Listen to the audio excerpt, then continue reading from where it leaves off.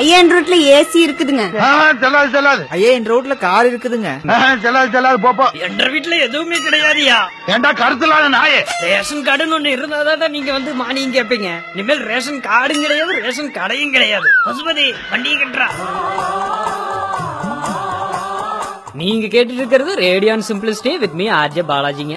இன்னைக்கு நம்ம என்ன பார்க்க போறோம் அப்படின்னா, பொது விநியோகத்துறை ஏகப்பட்ட பரிந்துரைகள் பண்ணிருக்காங்க புதிய ரேஷன் கார்டு வாங்குறதுக்கு. அதுல குறிப்பிடத்தக்க பல இன்ஃபர்மேஷன்ஸ் அரசிதழ்ல வெளிவந்திருக்குது.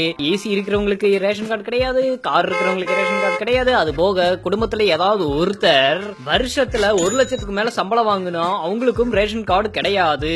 அது மட்டும் இல்லாம 5 ஏக்கருக்கு மேல நில வச்சிருக்கிற விவசாயிகளுக்கும் இனிமேல் ரேஷன் கார்டு கிடையாது.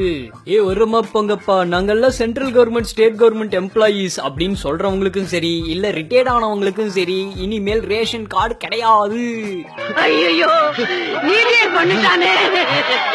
அதாகப்பட்டது மக்களே, 1956ஆம் ஆண்டு அந்த காமராஜர் ஐயா ஆட்சியில ரேஷன் கார்டு கொடுக்கறதுக்கு ஸ்டார்ட் பண்ணாங்க. ஆனா 2017 இந்த காமராஜர் ஆட்சியில இந்த ரேஷன் கார்டுக்கு எண்டு கார்டு போட்டாச்சு.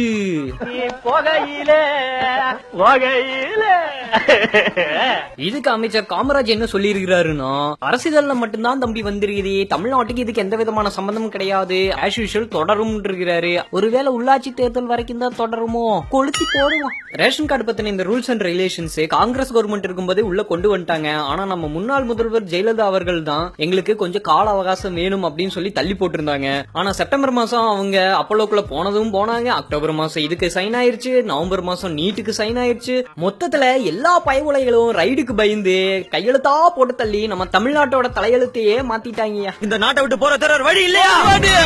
அது போக காத்து வாக்குல ஒரு செய்தி வந்துருது. அது என்ன அப்படின்னா, டிவி வச்சிருக்கிறவங்களுக்கும் இனிமேல் ரேஷன் கார்டு கிடையாது அப்படின்னு சொல்ல போறதா சொல்லி இருக்கிறாங்க. அப்படி ஒரு வேலை சொன்னா எல்லாத்து வீட்லயும் அரசு வண்ண தொலைக்காட்சி இருக்குதே. இதுக்குதான் நம்ம ஊர்ல ஒண்ணு சொல்லுவாங்க, குழந்தையும் கிள்ளி விட்டுட்டு தொட்டிலையும் ஆட்டி விடுறது. Of course everything is a design அப்படின்னு கேட்காதீங்க. இன்னொரு ஷாக்கிங்கான விஷயம் இருக்கு. அது என்ன அப்படின்னா, ஸ்டார்டிங்ல கேஸ் மானியம் வேணும்னா வங்கி கணக்கு ஆரம்பிச்சோம். ஆதார் கார்டு எடுனாங்க, அதையும் கால் கடுக்க நின்று எடுத்தோம். எடுத்ததுக்கு அப்புறம் ஆதார் கார்டை வங்கி கணக்கோட அப்படின்னாங்க, அதையும் பண்ணோம். எல்லாம் பண்ணதுக்கு அப்புறம் நேத்துக்கு பார்த்தா ரத்துங்கிறாங்க, இன்னைக்கு பார்த்தா ரத்து இல்லைங்கிறாங்க. உங்களுக்கு எல்லாம் ஒரே குழப்பமா இருக்குல்ல?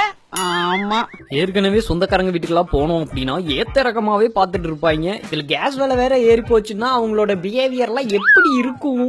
எவனோ சொந்தக்காரன் சோத்துக்கு வந்துட்டான்டோ, திருப்புடா வண்டிய.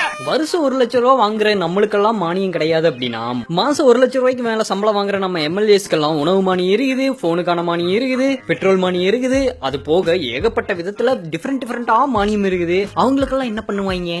நல்ல கேள்வி. அடுத்த காங்கிரஸ் கவர்மெண்ட் கொண்டு வந்த இந்த கொள்கைய பிஜேபி கவர்மெண்ட் மறுக்கா தூசி தட்டி எடுத்து பேசும்போது, ஆப்போசிட் பார்ட்டி காங்கிரஸும் ஒண்ணும் பண்ணல. மூணாவது மிகப்பெரிய பார்ட்டியா இருக்கிற ஏடிஎம்கேவும் பேச கிடையாது. நம்ம தமிழ்நாட்டு ஆப்போசிட் பார்ட்டியா இருக்கிற டிஎம்கேவும் இத பத்தி பேச கிடையவே கிடையாது. இப்பவாது 2 வார்த்தை பேசுங்கயா. ஆக மொத்தம் நம்ம தமிழ்நாட்டோட நிலைமை கோவிந்தா கோவிந்தா. குருநாதா, இந்த சாபத்துல இருந்து விமோசனமே இல்லையா அப்படின்னு கேட்டீங்கன்னா அதுக்கு ஒரு வழி வச்சிருக்கிறேன். இத பத்தியா 365 நாளைக்கு டீட்டெயிலா ஷெட்யூல் போட்டு இதுல வச்சிருக்கேன். நான் உனக்கு தர்றது சோறு இல்ல தம்பி, இம்ப்ரமேஷன் இஸ் வெல்த். இந்த இன்ஃபர்மேஷனோட கிளம்புறது ரேடியோ சிம்பிளிசிட்டில உங்க RJ Balaji. Radio on Simplicity with RJ Balaji.